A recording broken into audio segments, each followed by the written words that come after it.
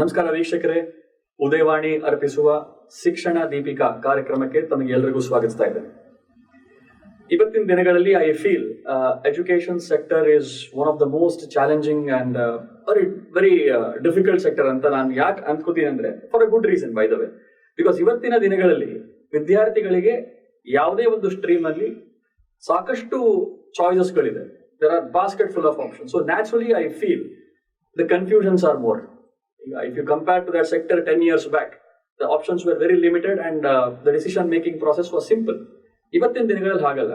Science ಆಗಿರಲಿ, commerce ಆಗಿರಲಿ, arts ಗಳಾಗಿರಲಿ. So we have seen a lot of transformation in the sector.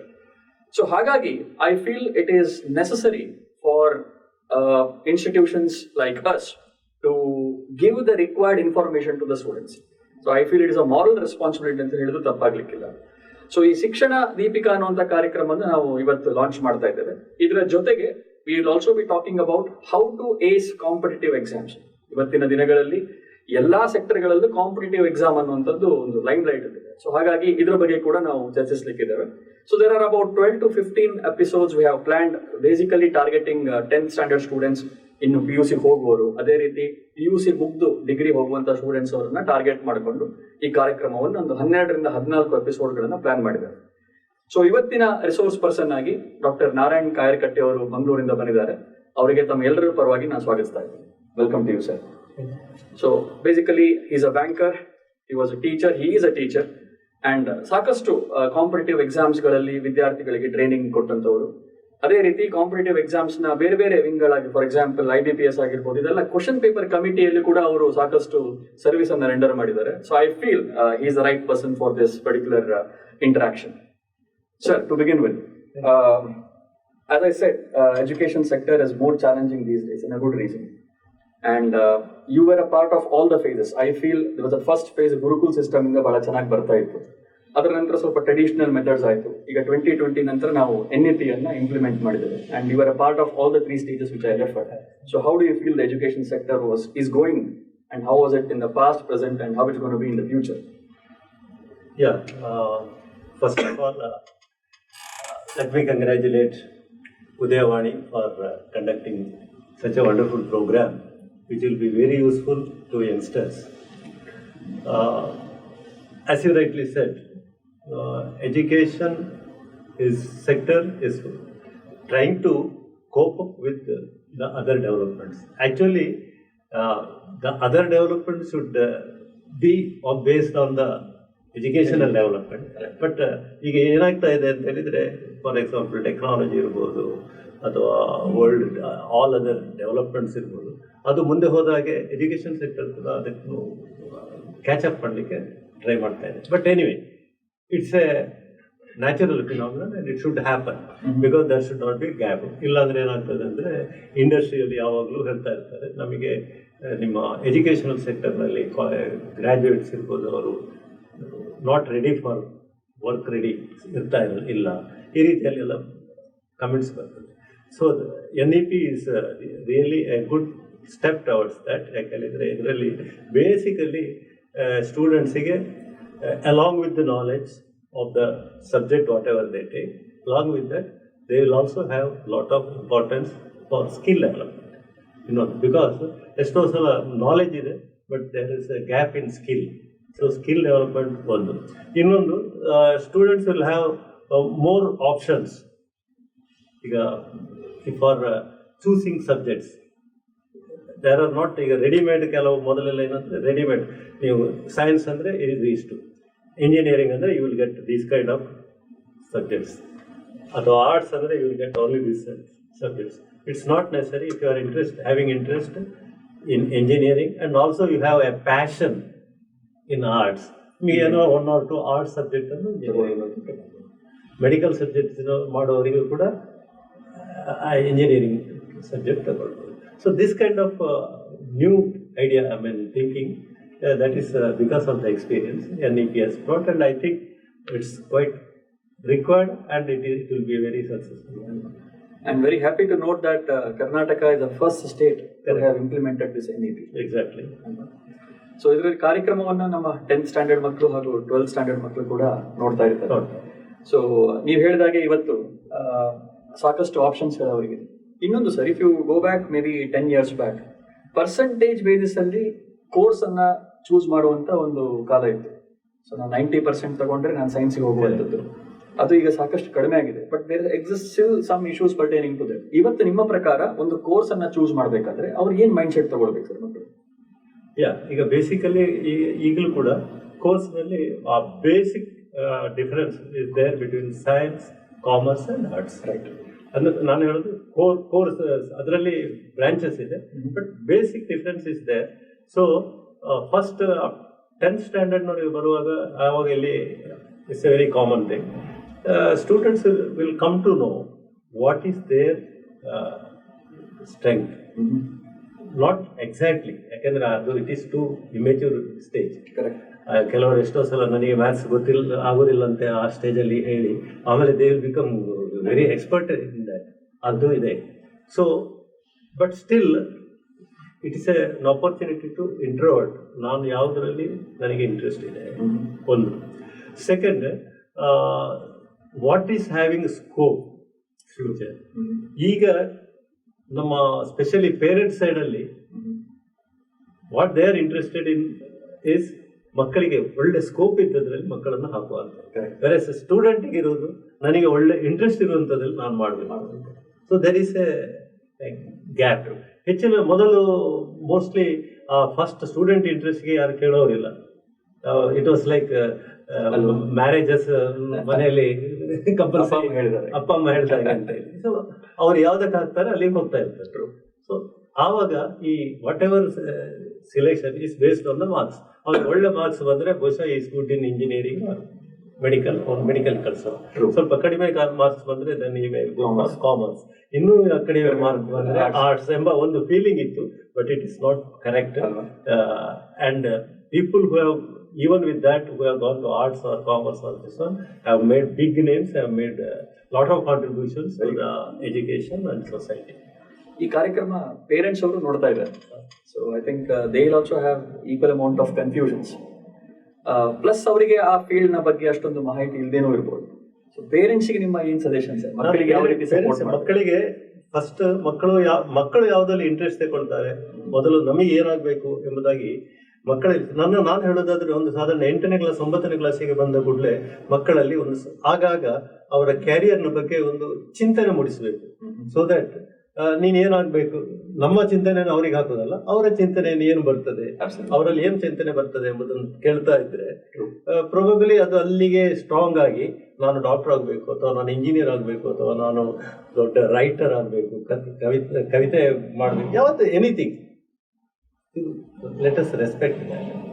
Second, ಇವತ್ತಿನ ದಿನದಲ್ಲಿ ಏನು ಅಂತ ಹೇಳಿದ್ರೆ ಯಾವುದೇ ವಿಷಯ ಇರ್ಬೋದು, one should B on expert, not moderate. Ordinary engineer, ordinary doctor, ordinary teacher, ಈ ಮೀಡಿಯಾಕರ್ನಿಗೆ ಇವತ್ತು ಜಾಗ ಇಲ್ಲ. ಅದರ ಬದಲು ನೀವು, ಯಾಕೆಂದ್ರೆ ಈಗ ನಾನು ಸಣ್ಣದಿರುವಾಗ ನನಗೆ ಯಕ್ಷಗಾನ ಅಂದ್ರೆ ಬಹಳ ಇಷ್ಟ ಇತ್ತು. ನಾನು ಆವಾಗ ನೀನು ಯಕ್ಷಗಾನ ಏನು ಆಟಕ್ಕೆ ಹೋಗ್ತೀಯಾ, ಹೀಗೆ ದಿವಸ ನೋಡ್ತಾ ಇದ್ದೀನಿ, ಮುಂದೆ ಅದನ್ನೇ ಕ್ಯಾರಿಯರ್ ಮಾಡ್ತೀಯಾ ಅಂತ ಕೇಳುವಾಗ ನಾನು ಮಾಡಿಕೊಡ್ತೇನೆ ಅಂತ ಹೇಳೋ ಧೈರ್ಯ ಇರಲಿಲ್ಲ. ಯಾಕೆಂದ್ರೆ ಆ ಪರಿಸ್ಥಿತಿ ಹಾಗಿತ್ತು. ಇವತ್ತು ಯಕ್ಷಗಾನದಲ್ಲಿ ಬಹುಶಃ ಕೆಲವರು ಮಾಡಿದ ಹೆಸರು ನೋಡಿದ್ರೆ ಅಲ್ವಾ, ನಾನು ಅಷ್ಟು ಕೆಲಸ ನನ್ನ ದೊಡ್ಡ ವೃತ್ತಿ ಜೀವನದಲ್ಲಿ ಅಷ್ಟು ಮಾಡಲಿಲ್ಲೋ ಎಂಬ ಒಂದು ಭಾವನೆ ಫೀಲಿಂಗ್ ಬರ್ತದೆ. ಯಾಕೆ? So things are different. ಅದು ಗಾಯನ ಇರ್ಬೋದು, ಯಕ್ಷಗಾನ ಇರ್ಬೋದು, ಯಾವುದೇ ಇರ್ಬೋದು. ಬಟ್ ನೀವು ಮಾಡಿದ ಒಂದು ಇದರಲ್ಲಿ you should be the best. ನಮ್ಮ ಫುಲ್ ಮಾಡಲಿಕ್ಕೆ ಒಂದು ಅಪರ್ಚುನಿಟಿ ಇರಬೇಕು. ಅದಕ್ಕೆ ಅವರಿಗಂತ ಇಂಟ್ರೆಸ್ಟ್ ಇರಬೇಕು. ಅದನ್ನು ಪೇರೆಂಟ್ಸ್ ಡೆವಲಪ್ ಮಾಡಬೇಕು. ಹಾಗಾಗಿದೆ ಅವ್ರು ಯಾವುದೇ ರೀತಿಯಲ್ಲಿ ಚಿಂತನೆ ಮಾಡಬೇಕಾಗಿಲ್ಲ, ನನ್ನ ಮಗ ಡಾಕ್ಟ್ರೇ ಆಗಬೇಕು, ಇಂಜಿನಿಯರೇ ಆಗಬೇಕು ಅಥವಾ ಚಾರ್ಟರ್ಡ್ ಅಕೌಂಟೆಂಟ್ ಆಗಬೇಕು ಎಂಬುದಾಗಿ ಚಿಂತನೆ ಮಾಡಿಕೊಂಡು ಅವರು ಚಿಂತಿಸುವ ಅಗತ್ಯ ಇಲ್ಲ. ಯಾವುದರಲ್ಲಾದರೂ one can be the best, but he should be the best in what he does. So ಮಕ್ಕಳು ಕೂಡ ಯಾವುದೇ ರೀತಿಯಾದ ಪಿಯರ್ ಪ್ರೆಷರ್ಗೆ ಒಳಗಾಗಬಾರ್ದು. ಇವತ್ತು ಸಾಕಷ್ಟು ಜನ ಒತ್ತಡದಲ್ಲಿ ಅವರ ಫ್ರೆಂಡ್ಸ್ ತಗೊಂಡಿರ್ತಾರೆ, ಅವರ ರಿಲೇಟಿವ್ಸ್ ತಗೊಂಡಿರ್ತಾರೆ. ಸೊ ತಾನು ಮಾಡ್ಬೋದು ಅಂತ ಹೇಳಿ ಅದ್ರಲ್ಲಿ ಹೋಗಿ ರಿಗ್ರೆಟ್ ಮಾಡುವಂತದ್ದು, ಡ್ರಾಪ್ ಔಟ್ ಆಗುವ ತನಕ ಕೂಡ ಸಿನಾರಿಯೋಸ್ ನಡೀತಾ ಇದೆ. ದಿಸ್ ಈಸ್ ಸಮಥಿಂಗ್ ವಿಚ್ ನಾವು ಹೇಳ್ಬೋದು ಪಿಯರ್ ಪ್ರೆಷರ್ ಒಳಗಾಗಬಾರದು ಅಂತ ಹೇಳಿ. But this is not that easy, because they are always in the peer system. Our system is there, and where they can open up, where they can be very close is with their friends, rather than with parents or with the teachers. So naturally, ಅಲ್ಲಿ ಒಂದು pressure develop ಆಗೇ ಆಗ್ತದೆ. But the thing is, either at a teacher's level or at a parents' level, they can always give a caution. Whatever you do is nice, but your maturity levels are not that great. So you can listen to others also. You should be open to listen to parents and teachers. Open minded ಆಗುವ ಅಲ್ಲಿ ಆ mind lock ಆಗಿರೋದಿಲ್ಲ. ಅಷ್ಟೇ ಇದ್ರೆ ಸಾಕು. Open ಇದ್ರೆ it's okay. So ಇದು ಒಳ್ಳೆ ಓಪನಿಂಗ್ ರಿಮಾರ್ಕ್ ಅಲ್ಲಿ ನೀವು ಒಂದು ಸ್ಟೇಟ್ಮೆಂಟ್ ಹೇಳಿದ್ರಿ, ಇವತ್ತಿನ ದಿನಗಳಲ್ಲಿ skill based education is very important. ಈಗ ಆಲ್ಮೋಸ್ಟ್ ಫಾರಿನ್ ಯೂನಿವರ್ಸಿಟೀಸ್ ಆಗಿರ್ಬೋದು, ಇಂಡಿಯಾ ಕೂಡ they are slowly shifting from degree based education to skill based. ಈ ಸ್ಕಿಲ್ ಬೇಸ್ಡ್ ಏನಂದ್ರೆ ನಿಮ್ಮ ಪ್ರಕಾರ ಏನು ಸರ್? ಯಾವ ರೀತಿ ಸ್ಕಿಲ್ ಸೆಟ್ಸ್ ಗಳನ್ನ ಯಾವುದೇ ವಿದ್ಯಾರ್ಥಿ ಸೈನ್ಸ್, ಕಾಮರ್ಸ್, ಆರ್ಟ್ಸ್ ಯಾವ ರೀತಿಯ ಸ್ಕಿಲ್ ಸೆಟ್ಸ್ ಅವರು ಅಕ್ವೈರ್ ಮಾಡ್ಕೊಳ್ಬೇಕು ಅವರ education term? I think NEP ಅಲ್ಲಿ ಈಗ first step there what is given is basic, you accept basically educationally accepted skill sets ಅನ್ನು ಇಟ್ಟಿದ್ದಾರೆ. ಬಟ್ ನನ್ನ ಲೆಕ್ಕದಲ್ಲಿ ಇದು ಎಷ್ಟು ಸಾಲದು, ಇನ್ನೂ ಸ್ವಲ್ಪ ಜಾಸ್ತಿ ಸ್ಕಿಲ್ ಸೆಟ್ಸ್ ಬೇಕು. One is it is there in some of the syllabus. ಒಂದು ಲೈಫ್ ಸ್ಕಿಲ್ಸ್ ಅಂತ, ಕರೆಕ್ಟ್. ಆ ಲೈಫ್ ಸ್ಕಿಲ್ಸ್ ನಲ್ಲಿ ತುಂಬಾ ಹಿಂದೆ ಬರ್ತಾರೆ ಜನ. ಯಾಕೆ? They are good in reading, they are good in marks, but when somebody comes, ಮುಖಕ್ಕೆ ಮುಖ ಕೊಟ್ಟು ನೋಡಿ ಮಾತನಾಡೋದು, ಅಥವಾ ಹಾರ್ಟಿಗೆ ಹಾರ್ಟ್ ಕೊಟ್ಟು you are able to talk and becoming happy. ಯಾಕಂದ್ರೆ ನೀವು ನೋಡಿರ್ಬೋದು ಯುವ ಜನರಲ್ಲಿ ಇತ್ತೀಚೆಗೆ ಗೊಂದಲಗಳು, ಸ್ಟ್ರೆಸ್. ನನಗೆ ಆಶ್ಚರ್ಯ ಆಗ್ತದೆ. ಬೇಕಾದಷ್ಟು ಹಣ ಇದೆ, ಬೇಕಾದಷ್ಟು ಒಳ್ಳೆಯ ಶಾಲೆಯಲ್ಲಿ ಓದ್ತಾರೆ, ಒಳ್ಳೆಯ ರೀತಿಯಲ್ಲಿ ಟೀಚರ್ಸ್ ಇದ್ದಾರೆ, ಎಲ್ಲ ಫೆಸಿಲಿಟಿ ಇದೆ. IQ also is good, but still ಹೇಳಿದ್ರೆ always he is in stress or she is in stress, including unfortunate events ಕೂಡ ಎಷ್ಟೋ ಆಗದು seen. So such things probably ಅದನ್ನು ಎದುರಿಸುವಂತ ಒಂದು ಲೈಫ್ ಸ್ಕಿಲ್ಸ್ ಕೆಲವಬೇಕು. ಮತ್ತೆ I can live independently. Feeling if a person is having, I think nothing like that. So for that, I think the role of educational institution is very vital. Yes. ಅದು ಎಷ್ಟರ ಮಟ್ಟಿಗೆ ಸಣ್ಣ ವಿಷಯ ಹೇಳಿದ್ರೆ ಎಷ್ಟರ ಮಟ್ಟಿಗೆ ಅಂತ ಹೇಳಿದ್ರೆ, ನಾನು ಐ ಕ್ಯಾನ್ ಲಿವ್ ಇಂಡಿಪೆಂಡೆಂಟ್ಲಿ ಅಂತ ಹೇಳಿದ್ರೆ, to whatever it is not possible. I agree that there is no universal 100% independent. It should not be there. True, because life is like that. But basically ನಾನು simple ಹೇಳಿದ್ರೆ, ಈಗ ಮನೆಯಲ್ಲಿ ಒಂದು electrical current, ಇದು ಒಂದು bulb ಹೋಯ್ತು, burn ಆಯಿತು, fix it, ಅದಕ್ಕೆ ಯಾರನ್ನೋ ಕರೆಸುವುದು not necessary. One should be able to do it. There are some small, ಈಗ ಫಾರಿನ್ ಕಂಟ್ರೀಸ್ ನಲ್ಲಿ ಅಂದ್ರೆ ಸೈಕಲ್ ಎಲ್ಲ ಹಾಳಾದ್ರೆ ಅಥವಾ ಸ್ಕೂಟರ್ ಅವರೇ ಮಾಡಬೇಕು, ಬೇರೆಯವ್ರು ಯಾರು ಬರೋದಿಲ್ಲ. And it's too costly. ಇವತ್ತು even engineers do not know basic skills, unfortunately. Even doctors, ಯಾಕಂದ್ರೆ ಕೆಲವರು ಕೇಳಿದ್ದೇನೆ, ಮಕ್ಕಳು ಕೆಲವು ಆದಷ್ಟು ಅವರಿಗಿಂತ ಅವರು ನರ್ಸ್ಗಳು ಕೊಡುವಷ್ಟು ಚೆನ್ನಾಗಿ ಇಂಜೆಕ್ಷನ್ ಕೊಡ್ಲಿಕ್ಕೆ ಕೊಡಲಿಲ್ಲ. So what are you trying to tell here is it's more important to be holistically developed than just academic. Correct. Even teachers, for example, they will be very good, having very good knowledge, but if they are not able to deliver communication skills. Translate. Second, if they are not able to mingle with, understand the student psychology, entire thing doesn't help. ಈಗ ನಾನು, because last 15 years I have been working as a head or principal of various institutions. As in, many of the teachers are not able to connect with the students. They are brilliant, I agree, but they are not able to connect with the student. And some teachers who are not that great in their marks, but they are very popular in the hearts of the students. That's important. Finally, the result is more important than the processes. So ನನ್ನ opening remark ಅಲ್ಲಿ ಹೇಳುವಾಗ, ಇದು ಶಿಕ್ಷಣ ದೀಪಿಕಾ ಅನ್ನುವಂಥ ಕಾರ್ಯಕ್ರಮ basically to try to resolve the confusion what you have in the education domain. So ಹಾಗಾಗಿ ಒಂದು 12ರಿಂದ 14 ಬೇರೆ ಬೇರೆ ಸೆಷನ್ಸ್ಗಳಲ್ಲಿ ಕಾಮರ್ಸ್ ಬಗ್ಗೆ ಆಗಿರ್ಬೋದು, ಆರ್ಟ್ಸ್ ಬಗ್ಗೆ ಆಗಿರ್ಬೋದು, ಸೈನ್ಸ್, ಇಂಜಿನಿಯರಿಂಗ್ ಬಗ್ಗೆ ಅಥವಾ ಮೆಡಿಸಿನ್ ಬಗ್ಗೆ, ಸ್ಪೋರ್ಟ್ಸ್ ಬಗ್ಗೆ, ಆಫ್ ಬಿಟ್ ಕರಿಯರ್ ಅಂತ ನೀವೇನು ಹೇಳಿದ್ರಿ, ತಮ್ಮ ಹಾಬೀಸ್ ಅನ್ನ ಪ್ರೊಫೆಷನ್ಗೆ ಕನ್ವರ್ಟ್ ಮಾಡುವಂಥದ್ದು, ಸಾಕಷ್ಟು ಇದ್ರ ಬಗ್ಗೆ ಡಿಸ್ಕಷನ್ಸ್ಗಳಾಗ್ತವೆ. ತುಂಬಾ ಜನ ಸ್ಟೂಡೆಂಟ್ಸ್ ಅಪ್ರೋಚ್ ಆದಾಗ ಹೇಳುವಂಥದ್ದು ನಮಗೆ ಇದ್ರ ಬಗ್ಗೆ ಮಾಹಿತಿ ಇರಲಿಲ್ಲ. And I don't agree to the fact, because we are in 2023, in this era of technology, you should have every bit of information in your hand. So what do you say about this? Lack of information at this time is not a right statement, I feel.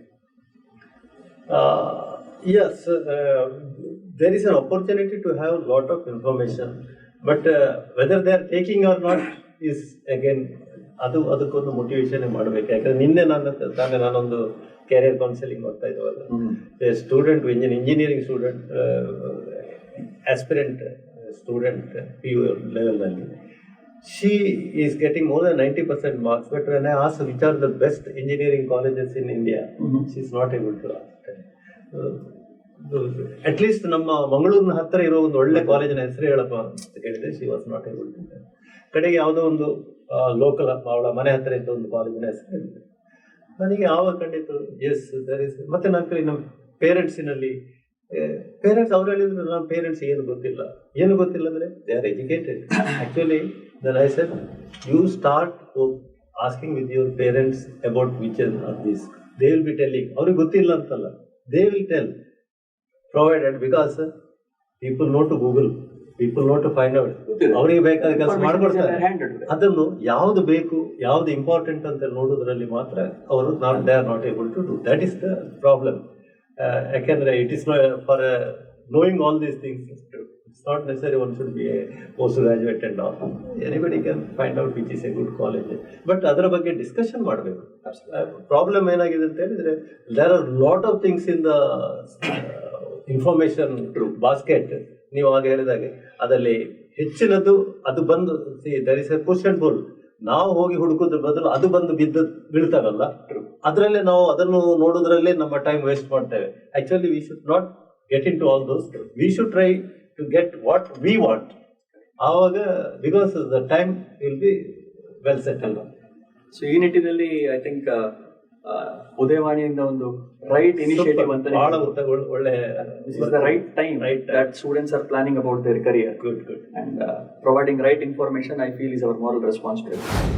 Education sector ಆದಂತ ಒಂದು ಬೆಳವಣಿಗೆ ಬಗ್ಗೆ ನಾವು discussion ಮಾಡ್ತಾ ಇದ್ವಿ. So ನಾವು I am getting in to the main topic of the day, where we have frame the title as how to ace competitive exams.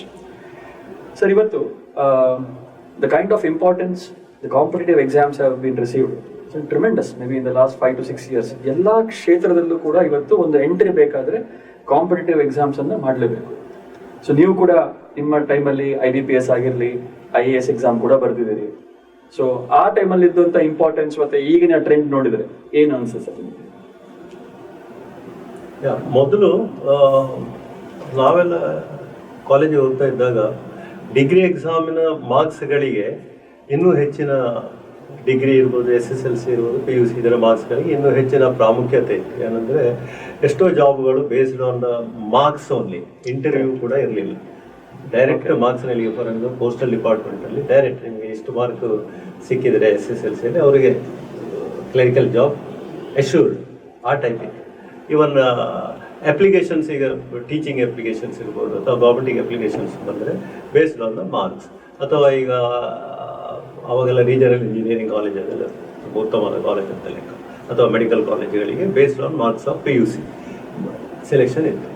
But ಈಗ the late on ಏನಾಯಿತು ಅಂದರೆ, ವೆನ್ ಇದು networking of students from the various parts of the country start ಆದಾಗ, ಬೇರೆ ಬೇರೆ ಜಾಗದಿಂದ ಬಂದಾಗ ಏನಾಗ್ತದೆ, ಈಗ ಫಾರ್ ಎಕ್ಸಾಂಪಲ್ ಮೆಡಿಕಲ್ ಸೀಟ್, ನಮ್ಮ ಮೈಸೂರು ಮೆಡಿಕಲ್ ಕಾಲೇಜಲ್ಲಿ ಮೆಡಿಕಲ್ ಸೀಟು ಮಂಗಳೂರು, ಇದು ಕರ್ನಾಟಕ ಮತ್ತು ಹೊರಗಿನ ಎಲ್ಲ ಅಪ್ಲಿಕೇಶನ್ ಹಾಕಿದರೆ, ಅಥವಾ ಒಂದು ಸೆಂಟ್ರಲ್ ಗೌರ್ಮೆಂಟಿನ ಒಂದು ಇನ್ಸ್ಟಿಟ್ಯೂಷನ್ಗೆ ಬೇರೆ ಬೇರೆ ಜಾಗ, NITಗೆ, ಸುರತ್ಕಲ್ಲಿಗೆ ಬೇರೆ ಬೇರೆ ಜಾಗದಿಂದ ಅಪ್ಲಿಕೇಶನ್ ಹಾಕಿದರೆ ಅದನ್ನು ಯಾವ ರೀತಿಯಲ್ಲಿ ನೋಡೋದು? ಸೊ ಫಾರ್ ಎಕ್ಸಾಂಪಲ್ ಒಂದು ಸ್ಟೇಟಿನ ಸಿಲೆಬಸ್ ಡಿಫರೆಂಟ್ ಇರ್ಬೋದು, ಇನ್ನೊಂದು ಸ್ಟೇಟ್ನಲ್ಲಿ ಅವ್ರು ಮಾಡ್ತಿರುವ ಎಕ್ಸಾಮಿನ ಸ್ಟ್ಯಾಂಡರ್ಡ್ ಆಫ್ ಇವ್ಯಾಲ್ಯೂಯೇಷನ್ ಹೇಳ್ತೇವೆ, ಅದು ಡಿಫರೆನ್ಸ್ ಇರ್ಬೋದು. ಮತ್ತು ಕೆಲವು ಸಬ್ಜೆಕ್ಟ್ಗಳಿಗೆ, ಜಾಬ್ಗಳಿಗೆ BA, BSc ಮತ್ತು BComನವರು ಅಪ್ಲಿಕೇಶನ್ ಹಾಕಿದರೆ, BScಲಿ ಜನರಲಿ ಮ್ಯಾಥ್ಸಿನಲ್ಲಿ ಇದ್ದವರು ಅವರು ಹೈ ಮಾರ್ಕ್ಸ್ ಇರ್ಬೋದು, BAಯಲ್ಲಿ ಸ್ವಲ್ಪ ಕಡಿಮೆ ಮಾರ್ಕ್ ಇರ್ಬೋದು. ಹಾಗಂದರೆ BSc ಅವರನ್ನು ಮಾತ್ರ ತಗೊಳ್ಬೇಕಾ, BA ಅವರನ್ನು ಮಾತ್ರ ನಾವು ತಗೊಳ್ಬೋದೇ ಇರ್ಬೋದಾ? ಸೊ ಮಾರ್ಕ್ಸ್ಗಳಿಗೆ ಪ್ರಾಬ್ಲಮ್ ಆಗ್ತದೆ. ಆಮೇಲೆ ಇನ್ನೊಂದು ಕೆಲವು ಸಲ ಏನಾಗ್ತದೆ, ಕೆಲವು ಇವನ್ ವ್ಯಾಲ್ಯೂಯೇಷನ್ ಹೆಚ್ಚು ಡಿಗ್ರಿಗಳಿಗೆ ಎಲ್ಲ ಲಾಂಗ್ ಆನ್ಸರ್ಸ್ ಬರೀತಾರೆ. ಆವಾಗ ಕೆಲವು ಸಲ ವ್ಯಾಲ್ಯೂಯೇಷನ್ನಲ್ಲಿ ಕೂಡ ಒಳ್ಳೆ ಕ್ಯಾಂಡಿಡೇಟಿಗೆ ಆ ದಿವಸ ಏನೋ ಅನ್ಫಾರ್ಚುನೇಟ್ಲಿ ಅವರ ವ್ಯಾಲ್ಯೂಯೇಟರ್ ಮಾರ್ಕ್ ಹಾಕುವ ಕೃಪೆಯಿಂದ ಕಡಿಮೆ ಮಾರ್ಕ್ ಬಿದ್ದರೆ ಅವನ ಜೀವನವೇ ಹಾಳಾಗ್ತದೆ. ಇಂಥ ಎಲ್ಲ ತೊಂದರೆಗಳನ್ನು ನೋಡಿ slowly importance of competitive examination ಬಂತು. ನಿಮಗೆ ಯಾವುದೋ ಒಂದು ಇದಕ್ಕೆ ಕಾಂಪಿಟೇಟಿವ್ ಎಕ್ಸಾಮ್ ಅಂದರೆ ಎಲ್ಲರಿಗೂ ಒಂದೇ ಸ್ಟೈಲ್ ಆಗಬೇಕು. ಅದಕ್ಕೆ that is why all the competitive examinations which are started are MCQ style, multiple choice, only one answer. ಯಾರೇ ಇರ್ಬೋದು, one answer for that. And the standard they will keep for different examinations, different type of standards. So ಇದಕ್ಕೆ importance ಬಂದ ಕೂಡಲೇ slowly PUC ಇರ್ಬೋದು, SSLC ಇರ್ಬೋದು, ಅದರ ಮಾರ್ಕ್ಗಳಿಗೆ ಮೊದಲಿದ್ದಷ್ಟು importance ಇದೆ, ಆದರೆ ಆ ಪ್ರಾಮುಖ್ಯತೆಗಳು ಬೇರೆ ಪ್ರಾಮುಖ್ಯತೆಯಲ್ಲಿ ಕಮ್ಮಿ ಆಯಿತು. ಯಾಕಂದರೆ ಅದರಿಂದಾಗುವ ಲಾಭ ಕಡಿಮೆ. ಬರೀ ಹೆಸರಿಗೆ ನಾನು 10th ಇಷ್ಟು ಮಾರ್ಕ್ ತೆಗೆದಿದ್ದೇನೆ ಅಥವಾ PUCಲಿ ಇಷ್ಟು ಮಾರ್ಕ್ ತೆಗೆದಿದ್ದೇನೆ ಅಂತ ಹೇಳ್ಬೋದು. ಆದರೆ ನಿಮಗೆ ಜಾಬ್ ಬೇಕಾದರೆ ಅಥವಾ ಏನಾದರೂ ಸೀಟ್ಸ್ ಬೇಕಾದರೆ you will have to go for competitive examination. That is how competitive examinations evolve. ಈಗಂತೂ ಎವ್ರಿವೇರ್ ಕಾಂಪಿಟೇಟಿವ್ ಎಕ್ಸಾಮ್ಸ್ ಆಗಿದೆ. ಒಂದು ಕೋಆಪರೇಟಿವ್ ಸೊಸೈಟಿ, ಒಂದು ಸಣ್ಣ ಸೊಸೈಟಿ, ನನಗೆ ಅವ್ರದ್ದು ಪ್ರೊಸೆಸ್ ಭಾಳ ಖುಷಿ ಆಯಿತು. ಅವ್ರದ್ದು ಕೂಡ it begins with competitive exam. So ಆ ಲೆವೆಲ್ ಆಫ್ ಇಂಪಾರ್ಟೆನ್ಸ್ ಇವತ್ತು ಕಾಂಪಿಟೇಟಿವ್ ಎಕ್ಸಾಮ್ಸ್ಗೆ ತೋರಿತಾ ಇದೆ. ಕೆಲವು ವಿದ್ಯಾರ್ಥಿಗಳು ನಾವು ಕೇಳಿದಾಗ, ಇವತ್ತು ನೀವು ಕಾಂಪಿಟೇಟಿವ್ ಎಕ್ಸಾಮ್ ಅನ್ನು ನೀವು ಡಿವೈಡ್ ಮಾಡಿದ್ರೆ, there are some international level exams, GMAT ಎಲ್ಲ ಬರೀತಾರೆ, ಕೆಲವು ನ್ಯಾಷನಲ್ ಲೆವೆಲಲ್ಲಿ ಇದೆ, CAT, MAT ಬರೆಯುವಂಥದ್ದು, ಕೆಲವು ಸ್ಟೇಟ್ ಲೆವೆಲಲ್ಲೂ ಇದೆ, PGCET ಹಾಗೆ KSET ಎಲ್ಲ ಬರೆಯುವಂಥದ್ದು. ಸೊ ಕೆಲವು ವಿದ್ಯಾರ್ಥಿಗಳು ಯಾವ ಲೆವೆಲ್ ಆಫ್ ಪ್ರಿಪರೇಷನ್ಸ್ ಇರ್ತದೆ ಅಂತ ಹೇಳಿದ್ರೆ, ನಾನು 8ನೇ ಕ್ಲಾಸಿಂದನೂ CATಗೆ ಪ್ರಿಪೇರ್ ಆಗ್ತಾ ಇದ್ದೀನಿ, because my intention is to get in to the top universities ಅಂತ ಹೇಳಿ. ಸೊ ಈ ಲೆವೆಲ್ ಆಫ್, ಈಗ ಇವತ್ತಿನ ದಿನಗಳಲ್ಲಿ ಇವನ್ ಸೈನ್ಸ್ ತಗೊಂಡವರು ನೀಟ್ ಆಗಿರ್ಬೋದು, ಅಥವಾ ಇಂಜಿನಿಯರಿಂಗ್ ತಗೊಂಡವರು JEE ಎಲ್ಲ ಇದು ಬರ್ತಾ ಇದೆ ಅಲ್ವಾ. ಸೊ ಸಮ್ವೇರ್ ನಮ್ಮ ಡಿಗ್ರಿ ಬೇಸ್ಡ್ ಎಜುಕೇಶನ್ ಇಂದ ಮೋರ್ ಆಫ್ ಕಾಂಪಿಟೇಟಿವ್ ಬೇಸ್ಡ್ಗೆ ಹೋಗ್ತಾ ಇದೆ. ಈ ಟ್ರೆಂಡ್ ಮುಂದೆ ಹೋಗ್ಬೋದು sir in the coming years. ಈಗಿನ ಈ ಟ್ರೆಂಡ್ ನೋಡಿದ್ರೆ mostly this will continue for some time, ಆದರೆ ಇಟ್ ಮೆ ನಾಟ್ ಕಂಟಿನ್ಯೂ, ನನ್ನ ಅನಿಸಿಕೆ ಕಂಟಿನ್ಯೂ ಫಾರ್ ಎವರ್. ಯಾಕೆಂದರೆ ಈಗ ಬೇಸಿಕಲಿ ಏನಾಗಿದೆ, wherever the number of seats are less, application of candidate or applying candidates are more. The requirement of competitive examinations are there. ಇನ್ನು ಈಗ for example ಈಗ ಭಾರತದಲ್ಲಿ ನಾವು ಬೇಕಾದಷ್ಟು ಮೆಡಿಕಲ್ ಕಾಲೇಜ್ ಮಾಡ್ತೇವೆ, ಬೇಕಾದಷ್ಟು ಇಂಜಿನಿಯರಿಂಗ್ ಕಾಲೇಜ್ ಮಾಡ್ತೇವೆ. ಎಲ್ಲ ಇಂಜಿನಿಯರಿಂಗ್ ಕಾಲೇಜುಗಳಲ್ಲಿ ಕೂಡ ಒಂದು ತಕ್ಕ ಮಟ್ಟಿನ ಸ್ಟ್ಯಾಂಡರ್ಡ್ ಮೇಂಟೈನ್ ಮಾಡ್ತಾರೆ ಅಂತ ಆದರೆ ವಿದ್ಯಾರ್ಥಿಗಳಿಗೆ ಬೇಕಾದಲ್ಲಿ ಹೋಗ್ಬೋದು, ದೇ ವಿಲ್ ನಾಟ್ ವರಿ. ಈಗ for example standard with which IIT or NITs are there and standard in another ordinary engineering college, there is a lot of difference. ಅಂತ ಡಿಫರೆನ್ಸ್ಗಳು ಕಡಿಮೆ ಆದಷ್ಟು ಒಂದು. ಮತ್ತೆ ನಾನು ಆಗ ಹೇಳಿದಾಗೆ ವಿದ್ಯಾರ್ಥಿಗಳು when they have got lot of opportunities, ಬೇರೆ ಬೇರೆ ಆಪರ್ಚುನಿಟೀಸ್ ಇರುವಾಗ ಎಲ್ಲರೂ ಇಂಜಿನಿಯರಿಂಗ್ಗೆ ಹೋಗಬೇಕು ಅಂತ ಇದೆ ಅಲ್ಲ, ಅಥವಾ ಎಲ್ಲರೂ ಇಂಜಿನಿಯರಿಂಗ್ ಹೋದ್ರು ಅದರಲ್ಲಿ ಬೇರೆ ಬೇರೆ ವಿಭಾಗಗಳಿಗೆ ಹೋಗ್ಬೋದು. So again this competitive exam ಇದು ಒಂದು ಎಲಿಮಿನೇಷನ್ ಟೆಸ್ಟ್ ಅಷ್ಟೇ, ಅದರ ಅಗತ್ಯ ಬರಲಿಕ್ಕಿಲ್ಲ. ಹಾಗಾಗಿ ಅಷ್ಟು ಇಂಪಾರ್ಟೆನ್ಸ್ ಮುಂದೆ ಬರಲಿಕ್ಕಿಲ್ಲ. ಆದರೂ this will be there, whereas at least for next 10 years students have to be ready with this mind set of competitive test. ಈ ಒಂದು ಚರ್ಚೆ ಬಂದಾಗ ಸಾಕಷ್ಟು ವಿದ್ಯಾರ್ಥಿಗಳು ನಮ್ಮಲ್ಲಿ ಕೇಳುವಂಥ ಪ್ರಶ್ನೆ ಏನಂತ ಹೇಳಿದ್ರೆ, ಕಾಂಪಿಟೇಟಿವ್ ಎಕ್ಸಾಮ್ಸ್ ಅನ್ನು ನಾವು ಯಾವ್ದಾದ್ರು ಕೋಚಿಂಗ್ ಸಂಸ್ಥೆ ಜೊತೆಗೆ ಹೋಗಿ ಕಲಿಬೇಕಾ, ಅಥವಾ ಇವತ್ತಿನ ಯುಗದಲ್ಲಿ ಇಂಟರ್ನೆಟ್ ಆಗಲಿ, ನಮ್ಮ ಯೂಟ್ಯೂಬ್ ಆಗಲಿ, ಅಥವಾ ಸಿಕ್ಕಿದಂಥ ಮೆಟೀರಿಯಲ್ಸ್ ಅನ್ನು ತಗೊಂಡು ಸೆಲ್ಫ್ ಸ್ಟಡಿ ಮಾಡಿದ್ರೆ ಪಾಸ್ ಆಗ್ಬೋದಾ? ಇದೊಂದು ಕಾಮನ್ ಆಗಿ ಬರುವಂತ ಪ್ರಶ್ನೆ. ನೀವೇನ್ ಹೇಳ್ತೀರಿ ಸರ್? ಬಹಳ ಒಳ್ಳೆ ಪ್ರಶ್ನೆ ಕೇಳಿದ್ರಿ ಪ್ರೊಫೆಸರ್ ಗುರುಪ್ರಸಾದ್ ಅಂತ. ನೋಡಿ, this all depends on 2 things. ಒಂದು ನಿಮ್ಮ will power.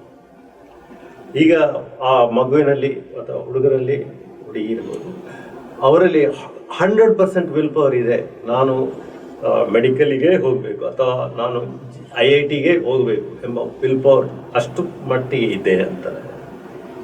They can go even for self study, because ಇವತ್ತು ಸೆಲ್ಫ್ ಸ್ಟಡಿಗೆ ಬೇಕಾದ materials are available everywhere. Correct. ಆನ್ಲೈನ್ನಲ್ಲಿ ನಿಮಗೆ ಬೇಕಾದಷ್ಟು ಮೆಟೀರಿಯಲ್ಸ್ ಸಿಗ್ತದೆ, you can do self study. ಆದರೆ ಕೋಚಿಂಗ್ ಕ್ಲಾಸ್ನಲ್ಲಿ ಹೋದರೆ ಏನಾಗ್ತದೆ ಅಂತ ಹೇಳಿದರೆ, ಅಲ್ಲಿ ಅವರು already they are experts. So they will give you some guidance ಒಂದು. ಮತ್ತು ಕಂಪಲ್ಸರಿಲಿ ಇವರ ಅಲ್ಲಿ ಹೋಗುವ ಮೋಟಿವೇಶನ್, ಹೋಗುವ ಟೈಮಿಂಗ್ ಅದೆಲ್ಲ ಕರೆಕ್ಟಾಗಿ ಒಂದು ಸ್ಟಡಿ ಒಂದು ಸಿಸ್ಟಮ್ಯಾಟಿಕ್ ಆಗಿ ಹೋಗ್ತದೆ. Third, there are good coaching classes where ವಿದ್ಯಾರ್ಥಿಗಳು ಸ್ವಲ್ಪ ಮಾನಸಿಕವಾಗಿ ಡಲ್ ಆದ ಕೂಡಲೇ ಅವರಿಗೆ ಪುನಃ ಮೋಟಿವೇಶನ್ ಮಾಡಿ ಮುಂದೆ ಕರ್ಕೊಂಡು ಹೋಗ್ತಾರೆ. ಸೊ ಹಾಗಾಗಿ if a student is 100% sure that he wants to do a thing, I think it's better to take help. ಈಗ ಯಾಕೆಂದರೆ competition, that's what I am telling, competition is there. ಕಾಂಪಿಟೇಷನಲ್ಲಿ even 1 mark, I will take this also here, even 1 mark makes difference.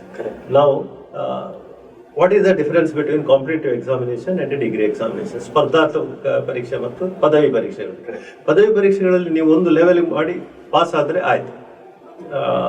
Wear as competitive examination, it's not the question of getting pass, but it is a question of getting in to the required numbers of rank. ಅಲ್ಲಿ ಆ ranking is more important. ಹಾಗಾಗಿ ಅಲ್ಲಿ 1 ಮಾರ್ಕಿನಲ್ಲಿ one can become a IAS officer or one may lose it.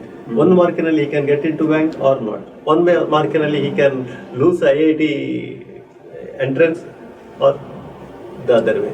So here ಹಾಗಲ್ಲ, ಇಲ್ಲಿ 1 mark ಬರೋದು ಎಲ್ಲಿ ಬರೀ ಆ ಒಂದು 40 ಮಾರ್ಕಿನಲ್ಲಿ ಪಾಸ್ ಅಂತ ಹೇಳಿದ್ರೆ ಎಲ್ಲರೂ 39 ಸಿಕ್ಕಿ ಫೇಲ್ ಆಗ್ಬೋದು. ಅದು ಈಗ ಗ್ರೇಸ್ ಹಾಕಿ ಪಾಸ್ ಮಾಡ್ತಾರೆ, that is a different thing. Fail ಆಗ್ಬೋದು. ಅಥವಾ ನಿಮಗೆ 80 ಮಾರ್ಕ್ ಸಿಕ್ಕಿರಲಿ, 81 ಸಿಕ್ಕಿರಲಿ, 82 ಸಿಕ್ಕಿರಲಿ, makes not much difference. Whereas here, that is why it is called as competitive. ಹಾಗಾಗಿ ಆ ರೀತಿಯ ಒಂದು ಮೈಂಡ್ ಸೆಟ್ ಬರಬೇಕಾದ್ರೆ ಅಲ್ಲಿ 2 ರೀತಿಯಲ್ಲಿ ಇಂಪಾರ್ಟೆಂಟ್. ಈವನ್ 1 mark ಕೂಡ ನಾವು ಯು ಹ್ಯಾವ್ ಟು ಫೈಟ್ ಅಂದರೆ work for very high. So ನಾನು ಆಗ ಕೇಳಿದ ಪ್ರಶ್ನೆಗೆ, ಕೋಚಿಂಗಿಗೆ ಹೋಗ್ಬೇಕಾ ಅಥವಾ ಸೆಲ್ಫ್ ಸ್ಟಡಿ ಮಾಡಬೇಕಾ? ಕೋಚಿಂಗ್ ಸೆಂಟರ್ಸ್ ಕೂಡ ಇವತ್ತು ಕಾಂಪಿಟೇಟಿವ್ ಟ್ರೈನಿಂಗ್ ಕೊಡುವಂತ ಸೆಂಟರ್ಸ್ ಗಳಿಗೆ ಕಾಂಪಿಟೇಷನ್ ಜಾಸ್ತಿ ಆಗಿದೆ. ಅಲ್ವಾ? ಹಾಗಂತ ಎಷ್ಟೋ ವಿದ್ಯಾರ್ಥಿಗಳು ಬಿಗ್ ಇಂಡಸ್ಟ್ರಿ ಅಲ್ವಾ? It is huge industry. But then you have enough examples where people have even cracked IAS IPS exam without getting in to a coaching. So mind set is a very important. ನೀವು ಹೇಳಿದಾಗ ಈ mind set ಅಲ್ಲಿ ಇನ್ನೊಂದು ಪ್ರಶ್ನೆ sir, ಎಷ್ಟೋ ಜನ they put day in day out effort ಹಾಕ್ತಾರೆ ಒಂದು ಕಾಂಪಿಟೇಟಿವ್ ಎಕ್ಸಾಮ್ ಅನ್ನ ಕ್ರ್ಯಾಕ್ ಮಾಡಕ್ಕೆ. ಅನ್ಫಾರ್ಚುನೇಟ್ಲಿ ನೀವು ಹೇಳಿದ್ರೆ 1 ಮಾರ್ಕಿಂದನೂ ಹೋಗುವಂತ ಚಾನ್ಸಸ್ ಇರ್ತದೆ. ಆ ಹೋದಂತ ವಿದ್ಯಾರ್ಥಿಗಳ ಮೈಂಡ್ ಸೆಟ್ ಆ ಟೈಮಲ್ಲಿ ಹೇಗಿರ್ತದೆ? ನಾನು ಡೇ ಅಂಡ್ ನೈಟ್ ಇಷ್ಟೆಲ್ಲ ಎಫರ್ಟ್ ಹಾಕಿದ್ದೇನೆ, 1 ಮಾರ್ಕಿಂದ ಹೋಯ್ತು ಅಥವಾ ಇನ್ನಿಷ್ಟು ಮಾರ್ಕಿಂದ ಹೋಯ್ತು, ಅವ್ರು ಯಾವ ರೀತಿ they have to come back strong? Or there are many cases where they quit. ಇಷ್ಟೆಲ್ಲ ಮಾಡಿ ನಂಗೆ ರಿಸಲ್ಟ್ ಸಿಗ್ಲಿಲ್ಲ ಅಂತ ಹೇಳಿ ಬಿಟ್ಟಂತ ಒಂದು ಹಲವಾರು ಕೇಸ್ಗಳು ನಮ್ಮಲ್ಲಿದೆ. So what is the suggestion for those people? It's a good question again. ನಾನು ಲೆಟ್ ಮಿ ಟೇಕ್ 1 by 1. ಈಗ suppose a boy or girl wants to go for medical only, ಯಾಕೆಂದರೆ ಅಲ್ಲಿ ಸ್ವಲ್ಪ ಕಾಂಪಿಟೇಷನ್ ಜಾಸ್ತಿ. ಇಂಜಿನಿಯರಿಂಗ್ ಜನರಲಿ ನಿಮಗೆ IIT ಅಲ್ಲಿ anywhere you can get an engineering group. And I have seen people afterwards initially ಒಮ್ಮೆ placement ಅಂತ ಹೇಳ್ತಾರೆ, ಬಟ್ ಆಫ್ಟರ್ವರ್ಡ್ಸ್ ಇಂಜಿನಿಯರಿಂಗ್ ಸ್ಟೂಡೆಂಟ್ಸ್ ಈಗ ನಮ್ಮ any other college, reasonably good ಕಾಲೇಜಿಂದ ಬಂದವರು ಕೂಡ ಇಷ್ಟೇ ದೊಡ್ಡ ಪೊಸಿಷನ್ಗೆ ಮುಂದೆ ಹೋಗ್ತಾರೆ ಅವರು. That depends. ವೇರೆಸ್ ಈಗ ಮೆಡಿಕಲ್ ಸೀಟ್ಗೆ ಸ್ವಲ್ಪ ಈಗ at present there is a lot of competition. ನಾವು suppose somebody wants to get in to medical only ಅಂತ ಇದ್ದರೆ, yes, one is that continuous motivation inside is required. That is the important thing. ಅದಿದ್ದರೆ where there is a will there is a way, they will get. ಅಷ್ಟಾಗಿಯೂ unfortunately he or she is not able to get. Now analyze why I have not got it, because by that time that maturity will be. ಈಗ 2 ಮಾರ್ಕಿಗೆ ಹೋಯ್ತು ಅಥವಾ 3 ಮಾರ್ಕಿಗೆ ಹೋಯ್ತು, there can be, so naturally there is one more attempt you can do next year. True, but life is only once. But ನಾನು ಎಷ್ಟೋ ಜನ ನೋಡಿದ್ದೇನೆ, ಬೇಕಾದಷ್ಟು facility ಇದ್ದರೂ ಕೂಡ ಅವನಿಗೆ ಆ ವರ್ಷ ಸಿಗಲಿಲ್ಲ, ಅಲ್ಲಿ ಬಿಟ್ಟರು ಮತ್ತೆ ಪುನಃ ಬೇರೆ parents also not, they don't give support ಅಲ್ವಾ. ಮತ್ತು ಇನ್ನೊಂದು ಫೀಲಿಂಗ್, ನಾನು 2ನೇ ಸಲ ಫೇಲ್ ಆದರೆ ಸೊಸೈಟಿಯನ್ನು ಹೇಗೆ ಫೇಸ್ ಮಾಡೋದು? These are all nonsense. ಯಾಕೆಂದರೆ ವಾಟ್ ಸೊಸೈಟಿಯವರೆಲ್ಲ ನಾವು generally we think that we are the only on the centre stand, everybody is seeing is in the world. ಯಾರು ನಮ್ಮನ್ನು ನೋಡ್ತಾ ಇಲ್ಲ, ನಮ್ಮನ್ನು ನಾವೇ ನೋಡಬೇಕು. ಸೊ ಡೋಂಟ್, ನನ್ನ advice is, if you want to become, sit for second time, sit for third time, do it, because life is only once. Today many of the IIT candidates are second time attendees. Many of the IAS are from second time, and many of them first ಟೈಮ್ನಲ್ಲಿ IPS ಸಿಕ್ಕಿದ್ರು. IAS IPS ಮಾಡುವಾಗ ಏನಾಗ್ತದೆ ಅಂದರೆ ಸ್ವಲ್ಪ mark ಕಮ್ಮಿ ಆದರೆ they will put in to IPS or ಅದು IRS and all other. Second level civil services divisions. Second time ನನಗೆ IAS ಆಗಬೇಕು ಅನ್ನೋ IAS ಮಾಡ್ತಾನೆ. ಈ ಏನಾಗಬೇಕು ಜೀವನದಲ್ಲಿ ಮಾಡು, because facility is there. Family ಈಗ ಮೊದಲಷ್ಟು financial problems are some other problems are not there. Don't worry about what society says, because this is very important. For every student ನಾನು ಹೇಳೋದು, ನೀವು ಬಾಕಿದವರು ಏನು ಹೇಳ್ತಾರೆ ಎಂಬುದನ್ನು ಬಿಟ್ಟು ನಿಮ್ಮ ಬಗ್ಗೆ ಯಾವಷ್ಟು ಸೆಲ್ಫ್ ಕಾನ್ಫಿಡೆನ್ಸ್ ಇರಿ, nothing will happen. Sir, generally competitive exams ನಾವು ಸೈನ್ಸ್ ಅಥವಾ ಮ್ಯಾನೇಜ್ಮೆಂಟ್ ಅನ್ನು ಡಿವೈಡ್ ಮಾಡೋದಾದ್ರೆ, ಮ್ಯಾನೇಜ್ಮೆಂಟ್ ಡೊಮೇನ್ ಅಲ್ಲಿ ಕನ್ಸಿಡರಿಂಗ್ ದಟ್ ಏನೆಲ್ಲ ಸಬ್ಜೆಕ್ಟ್ಸ್ಗಳು ಕವರ್ ಆಗುತ್ತೆ? Is it completely different from the degree subjects? Generally ಈಗ ಕಾಂಪಿಟೇಟಿವ್ ನಾನು ಬರೀ ಮ್ಯಾನೇಜ್ಮೆಂಟ್ ಮಾತ್ರ ಅಲ್ಲ, ಕೆಲವು ಜಾಬ್ ಓರಿಯೆಂಟೆಡ್ ಕೂಡ ಹೇಳ್ತೇನೆ. ಸಿಮಿಲರ್ ಇರ್ತದೆ. ಫಾರ್ ಎಕ್ಸಾಂಪಲ್ CET ಇರ್ಬೋದು, CAT ಇರ್ಬೋದು, ಅಥವಾ IBPS ಎಕ್ಸಾಮಿನೇಷನ್ ಇರ್ಬೋದು, ಈಗ IAS ಪ್ರಿಲಿಮಿನರಿ ಎಕ್ಸಾಮಿನೇಷನ್. ಈಗ ಅದರಲ್ಲಿ ಜನರಲಿ ಸಾಧಾರಣ ಈಗ ಒಂದು ಸ್ಟ್ಯಾಂಡರ್ಡ್ ಆಗಿಬಿಟ್ಟಿದೆ, 4 subjects. One is English. That is just to see what is the communication level of the student. English, ಅದರಲ್ಲಿ ಸ್ವಲ್ಪ ಗ್ರಾಮರ್ ಮತ್ತೆ the vocabulary of the candidate, correct ಅಂದರೆ ಆಂಟೋನಿಮ್ಸ್ ಸಿನೋನಿಮ್ಸ್ ಎಲ್ಲ ಅವನಿಗೆ ಎಷ್ಟು ಗೊತ್ತಿದೆ ನೋಡಿ. ಆಮೇಲೆ ಪ್ರಿಪೋಸಿಷನ್ಸ್ ಮತ್ತೆ ಇದು grammar, then some words which are similar to that, ಅಂಥದ್ದೆಲ್ಲ ಕೊಟ್ಟು English. Then another subject is maths. It's actually maths ಅಂತ ಹೇಳಿದ್ರು ಕೂಡ ಎಷ್ಟು ಮಕ್ಕಳು ಹೆದರ್ತಾರೆ, ಬಟ್ ಇದರಲ್ಲಿ ಹೆದರುವಂಥ ಪ್ರಶ್ನೆ ಏನಿಲ್ಲ. Maths it's basic maths. I will tell you, anywhere ನೀವು ನೋಡಿದ್ರು ಕೂಡ ಎಷ್ಟು ಇವನ್ ಟಫೆಸ್ಟ್ ಬ್ಯಾಂಕ್ ಎಕ್ಸಾಮ್ಗಳಲ್ಲಿ ಕೂಡ ಬರೋದಷ್ಟೇ. ಯಾವುದು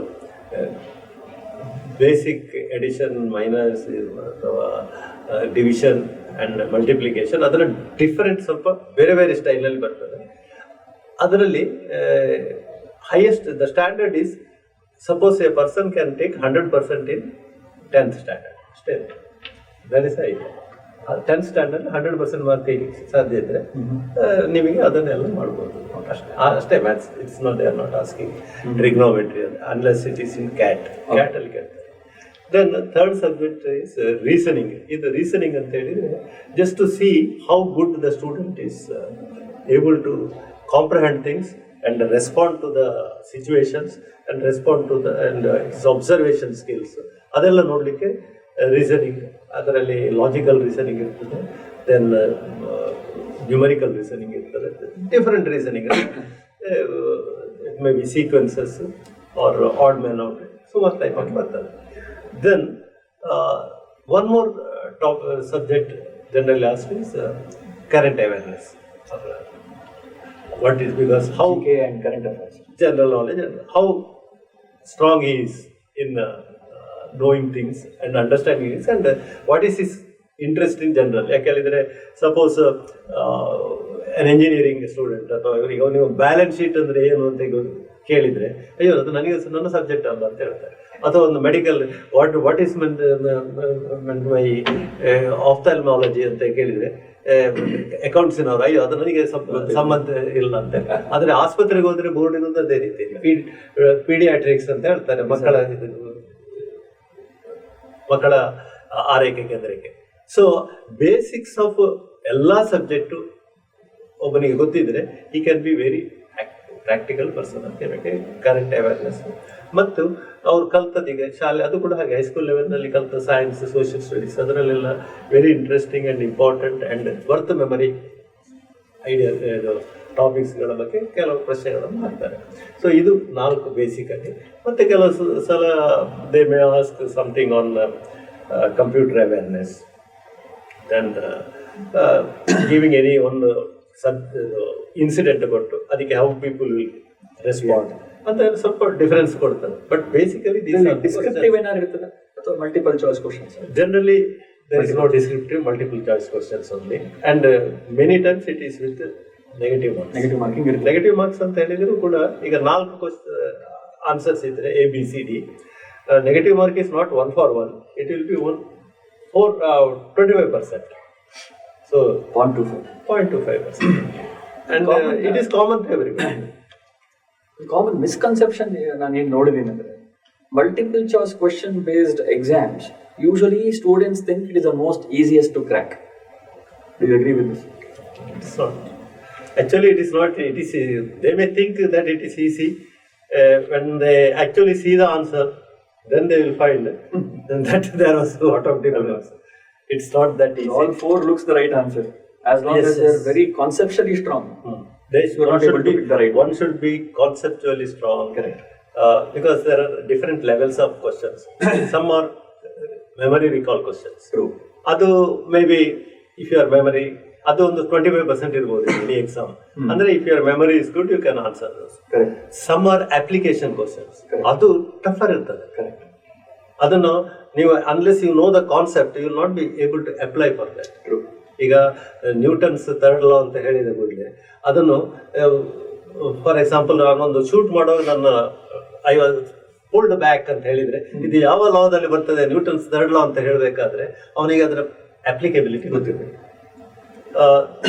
ಇನ್ನೊಂದು ಅನಾಲಿಟಿಕಲ್ ಅಂತ ಹೇಳಿ ಇದನ್ನು ಮತ್ತು ಅದನ್ನು ಕಂಪೇರ್ ಮಾಡೋದು, ಅನಲೈಸ್ ಮಾಡೋದು, ಆವಾಗಲೂ ಕೂಡ mind these are little higher level questions.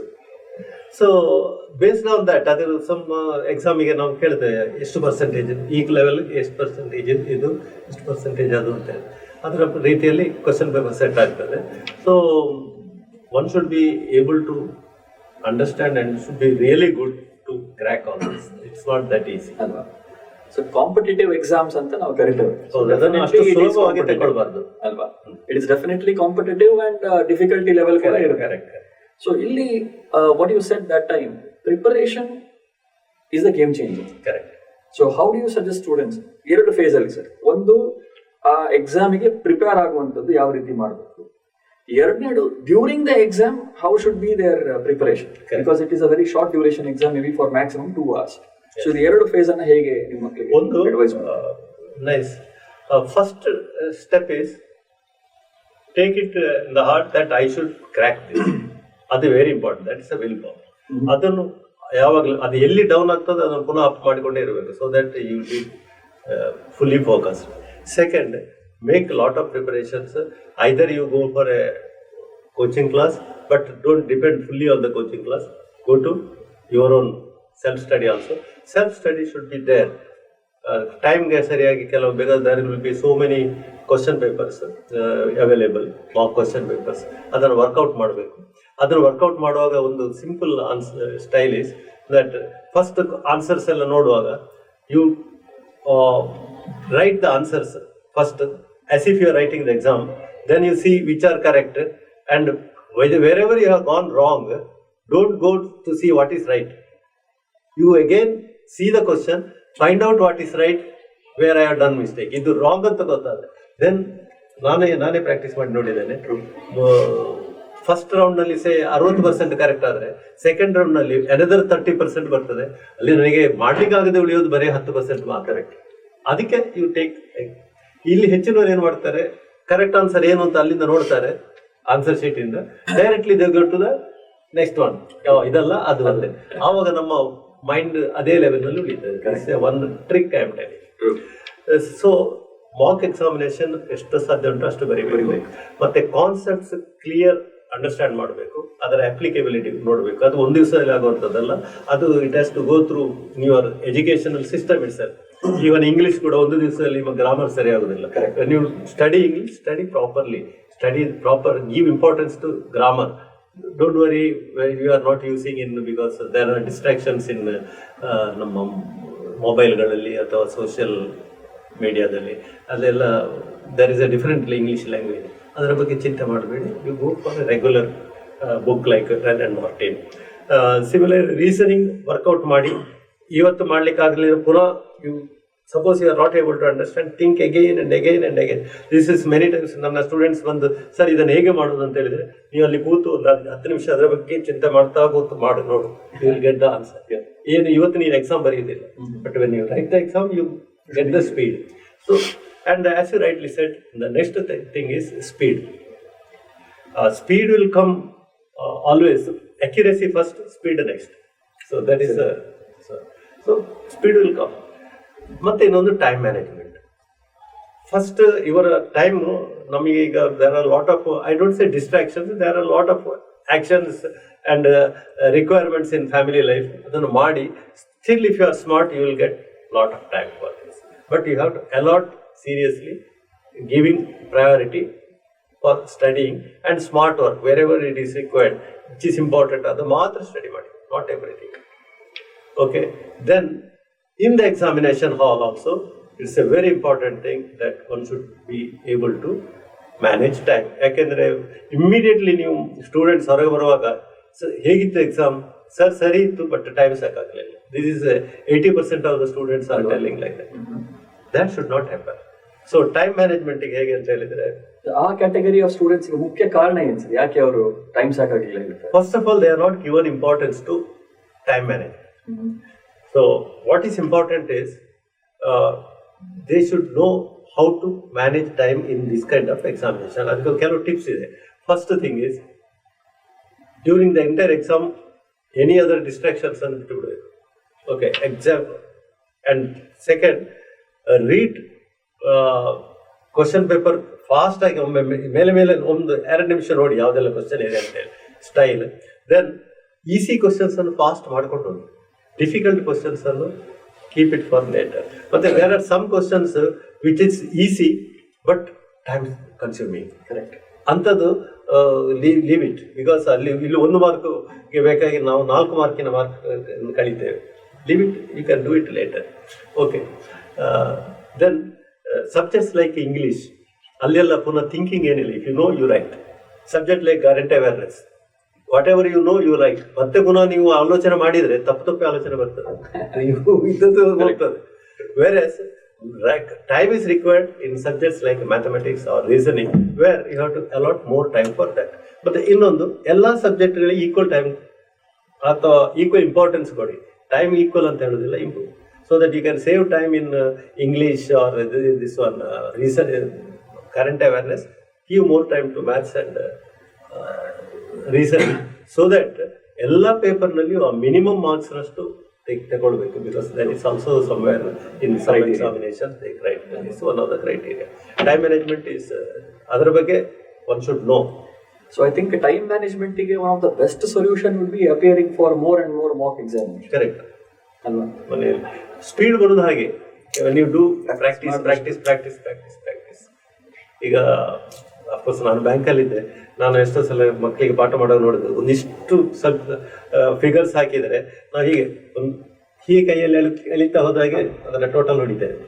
ಯಾಕೆಂದರೆ practice, it is not magic, it's only practice. But for everything, if you do calculator, and when they say calculator is not allowed, we mess it up. Sir, ಕಾರ್ಯಕ್ರಮದ ಕಡೆ ಹಂತಕ್ಕೆ ನಾವು ಬಂದಿದ್ದೇವೆ. ಈ ಕಾರ್ಯಕ್ರಮವನ್ನು ನಾನು ಹೇಳಿದಾಗೆ ವಿದ್ಯಾರ್ಥಿಗಳು ಹಾಗೂ ಪೇರೆಂಟ್ಸ್ ಅವರು ನೋಡ್ತಾ ಇದ್ದಾರೆ. ಸೊ ಮುಖ್ಯ ಏನು ಹೇಳ್ತಾರೆ, one good suggestion for parent and one good suggestion for students in improving there are probably planning their professional life ahead. First of all ಸ್ಟೂಡೆಂಟ್ಸ್ಗಳಿಗೆ ಹೇಳೋದಾದರೆ, ನೀವು ಸಾಧಾರಣ 8-9ನೇ ಕ್ಲಾಸಿನಿಂದ ಇವನ್ ನಾವು if you are okay just 10ನೇ ಕ್ಲಾಸ್ ಆದಾಗ ನನಗೆ PUC ಮಾಡೋದು, what is your next step ಅಂದರೆ PUC ಎಂಬುದಾಗಿ ಹೇಳಬೇಡಿ. PUC ಇಸ್ ಓನ್ಲಿ ಎ ದಾರಿ. Think of your after 10 years or after 5 years ನಾನು ಏನಾಗಬೇಕು ಎಂಬುದಾಗಿ, ನನ್ನ ಲೈಫಲ್ಲಿ ಏನಾಗಬೇಕು ಅದರ ಬಗ್ಗೆ ಥಿಂಕ್ ಮಾಡಿ. Then think of your PUC or PUC ಮಕ್ಕಳು think of your graduation. So that ನಿಮ್ಮ ಒಂದು ಗೋಲ್ ಸೆಟ್ಟಿಂಗ್ ಕರೆಕ್ಟ್ ಆಗಿರ್ತದೆ. ಆ ಗೋಲ್ ಸೆಟ್ಟಿಂಗ್ ಕರೆಕ್ಟ್ ಆಗಿ ಹೆಚ್ಚಿನವ್ರು ಏನು ಮಾಡ್ತಾರೆ ಅಂದರೆ, ಒಂದು ಆದ ಕೂಡಲೇ ಯಾವುದು SLC ಆದ ಕೂಡಲೇ ನಾನೇನು PUCಗೆ ಹೋಗುದು, PUC ಆದ ಕೂಡಲೇ ಆಯ್ತಾ ಇಂಜಿನಿಯರಿಂಗ್ ಹೋಗೋದು ಅಥವಾ ಮೆಡಿಕಲ್ ಹೋಗೋದು. It's not like that. You keep your goal very clear till little longer. Okay, ಒಂದು ಮತ್ತೆ ಅದಕ್ಕೆ ಬೇಕಾದ ಪ್ರಿಪರೇಷನ್ಸ್ ಈಗಲೇ ಸ್ಟಾರ್ಟ್ ಮಾಡಿ. ಬರೀ ಗೋಲ್ ಮಾಡಿದ್ರೆ ಸಾಲು, ಪ್ರಿಪರೇಷನ್ ಸ್ಟಾರ್ಟ್ ಮಾಡಿ. And third one very important ನಾನು ಹೇಳೋದಾದರೆ, ಮಕ್ಕಳೇ, put your best foot forward. Again and again I will tell you, best ಒಂದು ಪರೀಕ್ಷೆ ಕೂತ ಮೇಲೆ ಇನ್ನೊಂದ್ಸಲ ಅದಕ್ಕೆ ಕೂತ್ಕೊಳ್ಬಾರ್ದು. You should be able to do it. ಆ ರೀತಿಯಲ್ಲಿ ಮಾಡ್ತಾ ಹೋಗ್ಬೇಕು. And it is possible. ಯಾಕೆಂದರೆ ಜಸ್ಟ್ ಥಿಂಕ್ ನೀವು whatever your past performance, ನಾನು ಇನ್ನೂ ಒಳ್ಳೇದು ಮಾಡ್ಲಿಕ್ಕೆ ಆಗ್ತಿತ್ತ, yes I could have done ಅಂತ ಎಷ್ಟೋ ಜನ ಹೇಳ್ತಾರೆ. ಬಟ್ ಆ ರೀತಿ ಆಗಬಾರ್ದು. ನಂದು ಬೆಸ್ಟ್ ಅಂದರೆ ಇದೆ, put your best foot forward. ಪೇರೆಂಟ್ಸಿಗೆ don't put too much pressure on students and always keep them psychologically, mentally up, keep them happy. ಮತ್ತು nothing is great in the world, because after all what is great is ourselves. So ಮಕ್ಕಳು ಅವರು ಹುಷಾರಾಗೋದು, any time they will become great people. ನೀವು ಅದು ಯಾವುದೋ loss ಆಯಿತು, ಯಾವುದೋ ಸಿಗಲಿಲ್ಲ ಎಂಬುದಾಗಿ ಅದರ ಬಗ್ಗೆ ತುಂಬ ಚಿಂತೆ ಮಾಡಬಾರ್ದು. And never compare students, your children with others. Compare them only with yesterday's performance to today's performance. Never compare them with others and never either ಇನ್ನೊಬ್ಬರ ಬಗ್ಗೆ indirectly or directly we should not make our students or our wards feel incompetent. ಆ feeling ಬರಬಾರ್ದು. ಅವರ confidence level ಯಾವತ್ತು high ಇಟ್ಟುಕೊಳ್ಳಿ. And world is great, there are lot of opportunities. So ಎಲ್ಲರಿಗೂ ದೇವರು there is places there. This is what I great. I think we had a wonderful interaction, a very qualitative interaction I would say. ನಮ್ಮ ಈ ಶಿಕ್ಷಣ ದೀಪಿಕಾ ಕಾರ್ಯಕ್ರಮದಲ್ಲಿ ಇವತ್ತೇನು ನಾವು launching ಸೆರೆಮನಿಯನ್ನು ಮಾಡಿದ್ವಿ, and we also discussed about how to ace competitive exams. So ಈ ಒಂದು ಕಾರ್ಯಕ್ರಮಕ್ಕೆ ನಮ್ಮ ನಾರಾಯಣ್ ಸರ್, ಡಾಕ್ಟರ್ ನಾರಾಯಣ್ ಕಾರಿಕಟ್ಟೆ ಅವರು ಮಂಗಳೂರಿಂದ ಬಂದಿದ್ದರು. ಅವರಿಗೆ ತಮ್ಮ ಎಲ್ಲರ ಪರವಾಗಿ I would like to extend heartful thanks. Thank you sir. ವೀಕ್ಷಕರೇ, this is just the beginning. As I said, there are about 12 to 14 more various episodes on your way. So keep watching this space. Thank you so much.